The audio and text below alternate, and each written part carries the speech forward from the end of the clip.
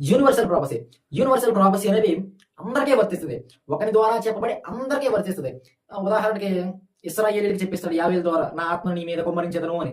So అది అందరికీ వర్తిస్తుంది. కానీ ఎవరైతే యేసుప్రభువుని నమ్ముకుంటే అందరి మీద పరిశుద్ధాత్మ దేవుడు ఉంటాడు. సో అందరికీ వర్తించే ప్రవచనాలు కూడా చాలా ఉన్నాయి బైబిల్లో. కానీ కొందరికే వర్తించేవి మాత్రం కొన్నే ఉన్నాయి.